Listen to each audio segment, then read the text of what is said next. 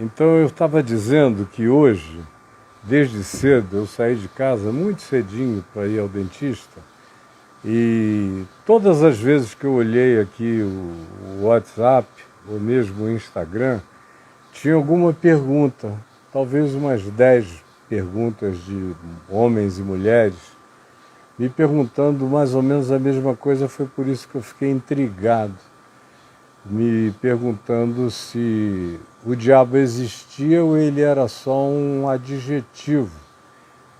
Aí para uma das pessoas eu perguntei por quê. Aí ela falou, é porque um teólogo falou que o diabo não existe, ele é só um adjetivo. E aí eu falei, bom, o diabo é também um adjetivo, além de um substantivo. Existe uma quantidade enorme de coisas equivocadas ditas a respeito do diabo, mas não é por causa dos equívocos que a gente deixa de crer na verdade revelada, explicitada. E aí eu comecei a conversar com uma dessas pessoas, foi por isso que eu fiz o vídeo, porque a pessoa falou, eu acho que você devia responder isso num vídeo. Diabo, meu Deus, já falei tanto, eu estou com quase 70 anos, 50 anos de experiência de vida e pastoral, lidando com as coisas, não teorizando com nada. E eu sei que o diabo é adjetivo, esse cara é um diabo, que homem diabo. Há uma quantidade de vezes na Bíblia em que o diabo designa de maneira adjetiva alguns comportamentos, assim como Satanás. No Velho Testamento, Satã, significa adversário, adversidade, o que carrega o embate, o que confronta. Muitas vezes, ou na maioria das vezes no Velho Testamento, a palavra é usada para designar adversários humanos, satãs humanos, que fazem oposição a gente. E também, tanto em Gênesis 6, como no livro de Jó, como em Isaías, como em Zacarias, você encontra Satã assumindo um papel pessoal, de tentação, de tentador, de ente que quer promover algum tipo de enfrentamento dolorido, que reduz a condição humana a uma situação de humilhação ou de impossibilidade. E aí eu teria que ir mostrando para vocês, tanto no Velho Testamento, a manifestação que designa apenas uma qualificação perversa de pessoas, tanto quanto a manifestação espiritual, que não dá para negar, embora a maior parte dos rabinos de Israel tenham, por causa inclusive da figura de Satanás, deixado alguns livros que deveriam ser canônicos, os deixaram de fora da sua Bíblia porque não queriam ter que lidar com a figura pessoal do diabo. Então foi melhor deixar de fora. Dentre esses, o livro de Enoque, que faz alusões explícitas e alguns rabinos acharam que era complexo demais, especialmente porque no monoteísmo radical, no javismo absolutista, não pode haver nenhuma figura onipotente, onipresente, onisciente, como é o caso da construção folclórica desse Satanás judaico, antigo, perverso. E, de fato, Satanás é só uma criatura. Não há muito dito sobre ele. Há pequenas alusões aqui e ali, das quais se faz junção. Isso no Velho Testamento. No Novo, não. O Novo tem uma abundância muito maior. E no Novo Testamento, você encontra Jesus sendo tentado por Satanás. E Satanás não é um adjetivo, é uma pessoa que dialoga. E eu passei a minha vida também estudando psicologia, o inconsciente humano, todas essas coisas. E não dá para você reduzir tudo ao elemento que adjetive a escuridade do inconsciente humano. Pode ser também, às vezes, mas está longe de ser só isso. É um reducionismo horroroso. Mas há pessoas, a partir do judaísmo rabínico, que pegam só a letra. Por isso que Paulo disse que a letra mata. Aí o cara vê Satã, aí vai procurar no Velho Testamento. Na maioria das vezes, são adversários, opositores humanos. Aí, porque na maioria das vezes é isso, Satanás fica reduzido só a isso, a uma adjetivação maligna. Ou no Novo Testamento, como Diabolos, além de Satã, Diabolos, que é a figura que define Satanás, que tem uma origem grega e uma transliteração de natureza latina, que no grego é formado de duas palavras, dia, que significa aquilo que é espalhado, que esparrama, e o bolion, que significa esparsa e tira, lança tirando a unidade. E é exatamente isso que, tanto adjetivamente quanto substantivamente, o diabo é. É um ser que divide. Todas as vezes que vocês virem palavras, inclusive na língua portuguesa, que tenham esse prefixo de, na maioria das vezes, a palavra vai designar divisões, como a palavra divisão, deserção, e aí você pode sair multiplicando. Mas não dá para formar um conceito sobre Satanás baseado no estudozinho de uma palavra. É um reducionismo horroroso. Porque Jesus não estava num diálogo pessoal com ele mesmo quando foi tentado. É claro que todas as tentações implicam num diálogo pessoal com si mesmo também. Mas não pode ser reduzido só a isso. É de uma brincadeira reducionista insuportável. E aí você vê, Jesus diz que Satanás entrou em Judas. Antes disso ele diz, um de vós é diabo. Porque naquele momento Judas já tinha tomado para si a decisão de dividir aquele grupo, de dividir aquele espírito, de dividir aquela missão, de dividir aquele projeto. Então ele virou um diabo. Como você vê Jesus fazendo alusões a seres humanos, como em Lucas 8, ou desculpa, em João 8, dizendo filhos do diabo, vós sois filhos do diabo e não filhos de Abraão.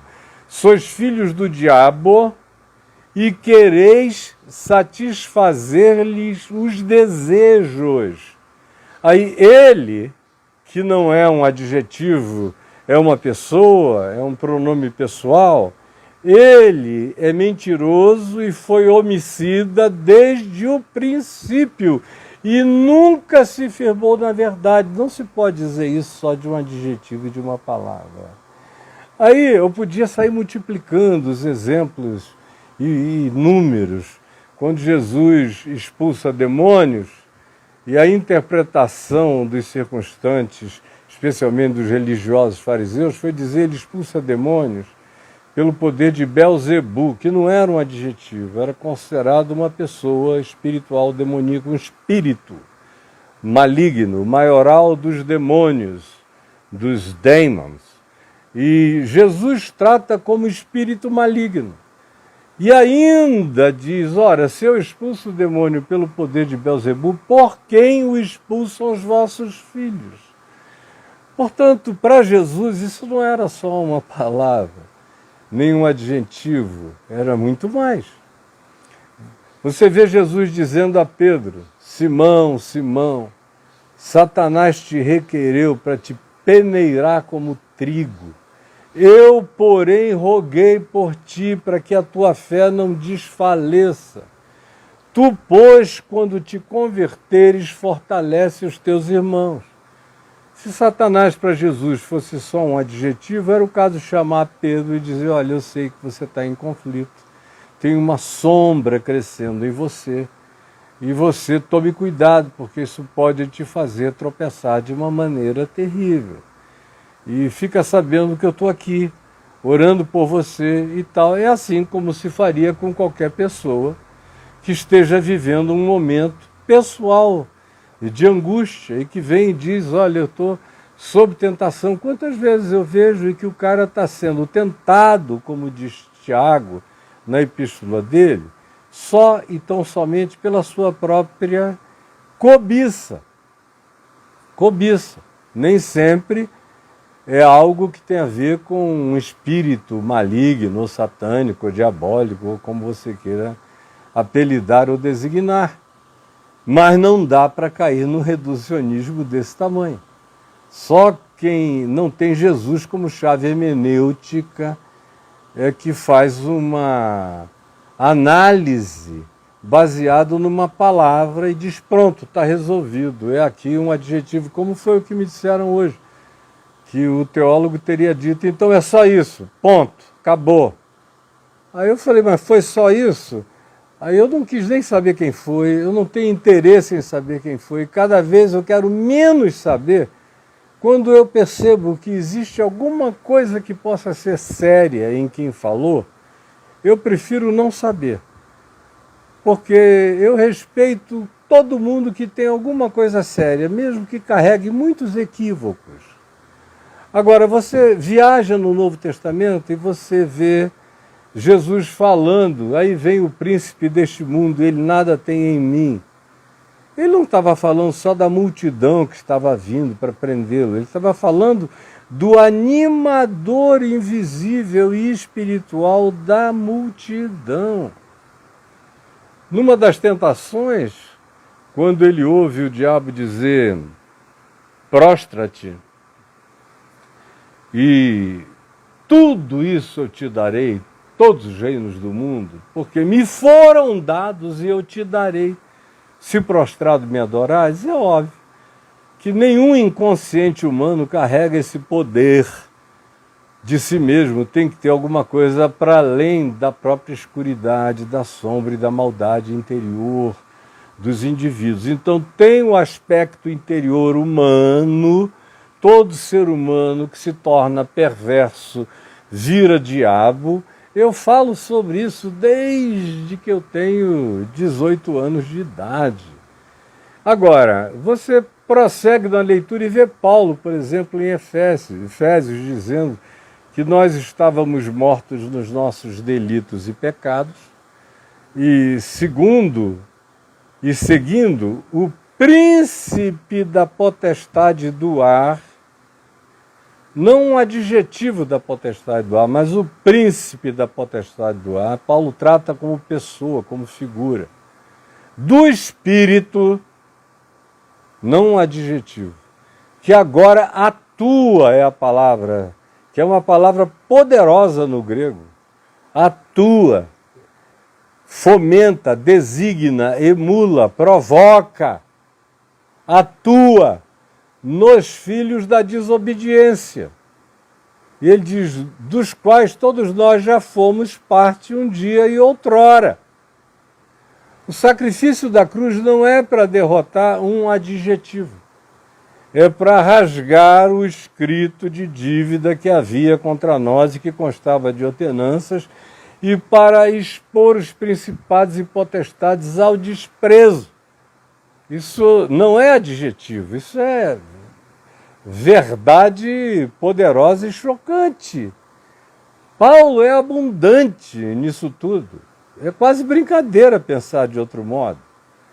Não imaginar que além de que a palavra designe o mal em indivíduos, em pessoas, mas também designa isso que Paulo chama de mistério da iniquidade, e que está espalhado por todos os apóstolos, em Jesus, no Apocalipse. O Novo Testamento está carregado disso e de experiências. Agora, falar sobre isso com um cara como eu é brincadeira. É brincadeira, porque eu tenho 50 anos de experiência com isso. Eu comecei minha vida pastoral tendo que sozinho, com pequenos toques do meu pai, porque ele não tinha tantos assim. Na realidade, nessa área, eu acho que eu ajudei infinitamente meu pai a desenvolver o discernimento dele do que ele o meu, porque eu já cheguei com outra ideia geracional, outro pensamento, outras perspectivas de natureza psicológica. A presença forte do inconsciente já era coisa que eu levava muito a sério há muito tempo. Quando eu comecei a ser exposto aos casos de possessão demoníaca, com o passar do tempo, e não eram esses casinhos aí, que eu nem chamo de possessão, isso que vocês veem na televisão, nas igrejas de vocês, é tudo brincadeira. A gente manda esses demônios saírem batendo palma, sacudindo o pé. Como eu já fiz e já disse muitas vezes, que esse tipo de coisa que habita aí as igrejas de vocês, eu mando sair tudo no vamos lá acabar com a palhaçada. E acaba. Olha, tua calcinha tá de fora, minha filha. Vai... Todo mundo se arrumando. E é fácil saber quando você tem experiência. Porque quando é demônio mesmo, é brabo. Eu já vi gente de olhos claros começarem a me olhar e ficarem possessos. E aquele olho claro, azul, ou verde, ou castanho amarelado, ficar completamente preto, de treva, sem nada. Globo ocular virou uma coisa só. Eu já vi fenômenos como, por exemplo, letras sendo escritas no corpo da pessoa inteira. Já vi gente levitando na minha frente. Aliás, foi uma das primeiras experiências que eu tive. Quando, talvez a quarta ou quinta experiência mais séria que eu estava tendo, com meses de convertido. Estava terminando um jejum de 4 ou 5 dias, sem comer e sem beber nada. Eu ia pregar no aniversário da Igreja Presbiteriana de Manaus, sexta, sábado e domingo. Isso no ano de 1974, em novembro de 74, que é o aniversário da igreja, da qual me tornei pastor junto com meu pai. Quando entrou, eu desci para esperar a família embaixo. Eu estava magrinho de tanto jejuar.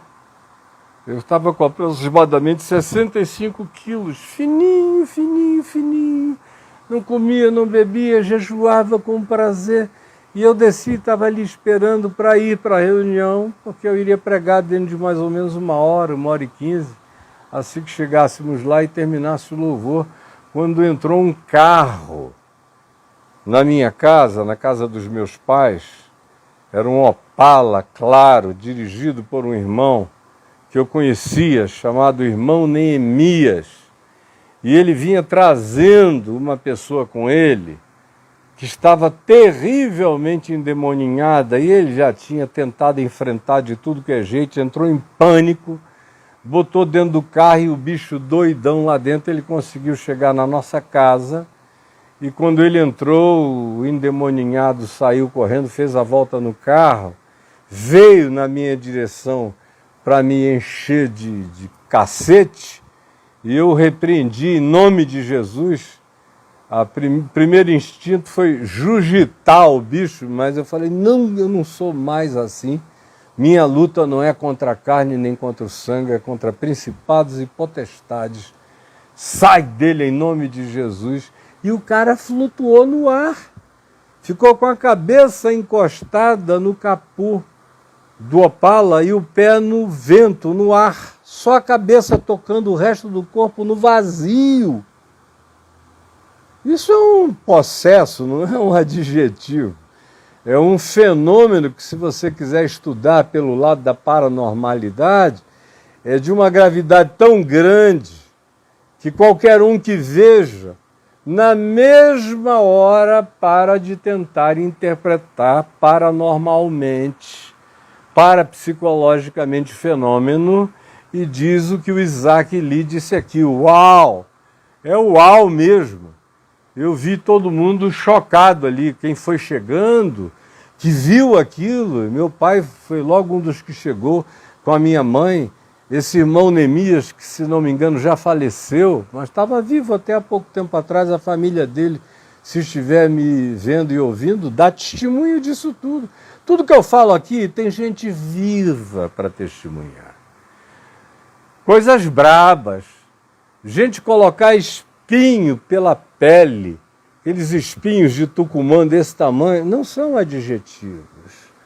Gente com dons de clarividência extraordinários e de poderes telepáticos extraordinários também, ou capacidades de telecinese, ou telecinese, como você prefira, de mover coisas à distância. Eu vi para todo lado, não é brincadeirinha. Já sofri também todo tipo de ataques de coisas sérias. E Paulo diz que a nossa luta não é adjetivamente contra a carne e contra o sangue, sim contra principados e potestades, contra os dominadores deste mundo tenebroso, contra as forças espirituais do mal nas regiões celestes. Então, vocês que me escreveram, está aqui a minha resposta.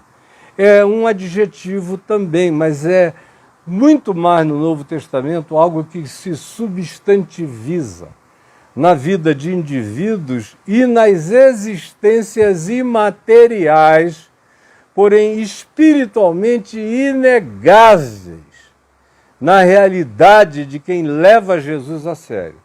Agora, é o que dá ficar tentando entender a Bíblia a partir de exegese de palavras, não é nem de contextos, porque se o cara pelo menos usasse o contexto e lesse o contexto inteiro e desse uma opinião baseada no contexto todo, ele chegaria à mesma conclusão.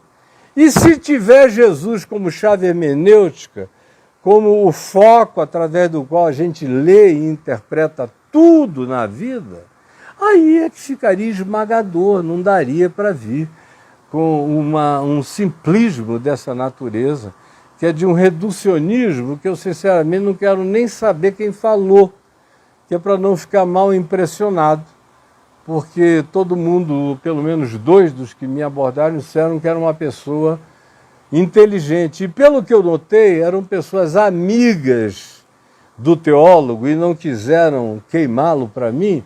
Ninguém mencionou o nome, e quem perguntou se eu queria saber, eu disse que não, e disse a minha razão, porque eu nunca quero saber. Na realidade, falta muito contexto, falta Jesus como chave hermenêutica e falta experiência de vida. Eu fico vendo pessoas dando opiniões ousadas. Aí eu vou ver a idade da pessoa. O cara tem 27, 28, 30 anos, não viveu nada. Não experimentou nada, não sofreu nada, não apanhou nada, coisa nenhuma. E está lá cheio de certezas que nunca viveu, nunca experimentou. Leva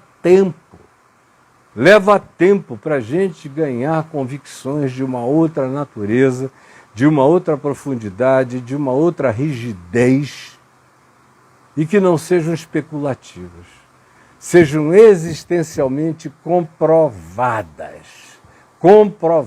Aí alguém pergunta aqui, Caio, hoje em dia acontecem esses casos? Acontece, continua a acontecer.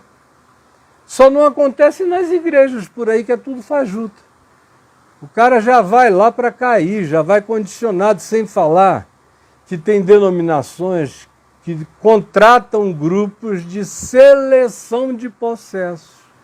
E o possesso ganha um dinheiro para desempenhar aquele papel de possessão.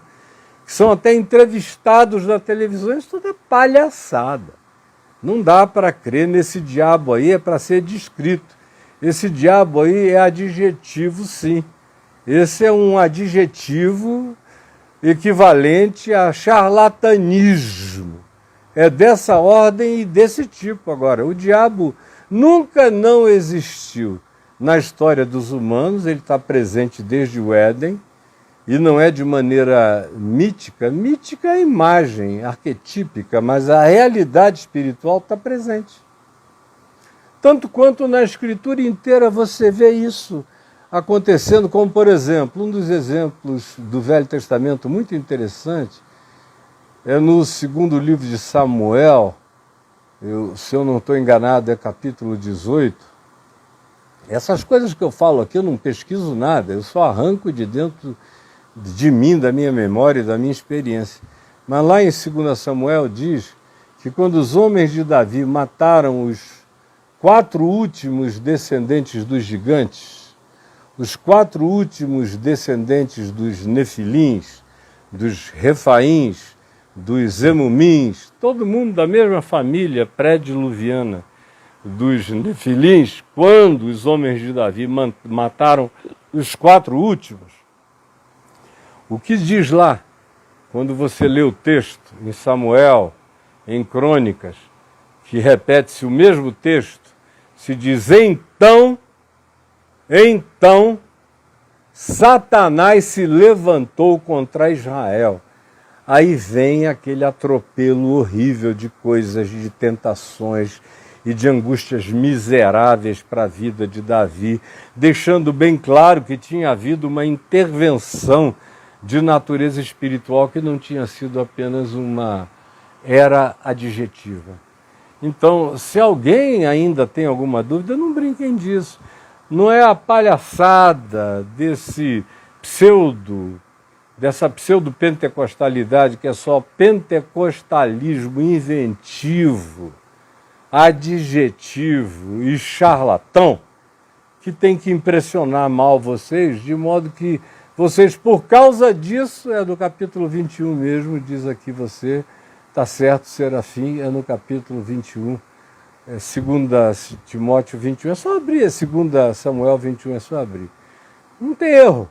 Então, mas não é por causa desse simplismo horroroso, dessa palhaçada charlatã, que você vai deixar de lidar seriamente com o que Jesus tratou seriamente.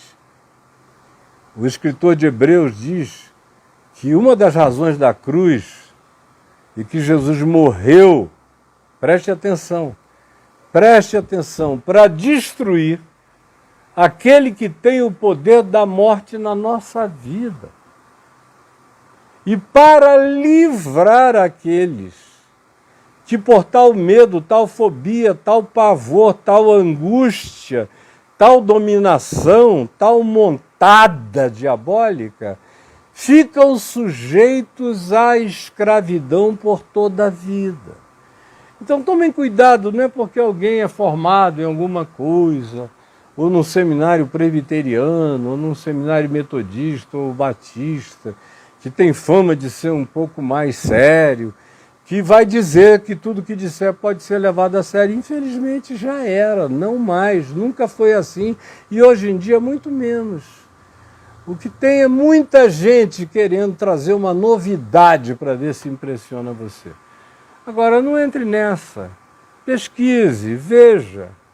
E se você quiser me dar o crédito de saber que eu não sou um garoto brincalhão, eu não costumo falar de nada que eu não vi, não conheci, não experimentei e não provei. Não costumo. Eu não sou de especular. Quando eu falo, eu botei a mão, eu vi, eu tangi, eu peguei. Eu sou uma pessoa que teve o privilégio dado por Deus de viver as coisas que crê.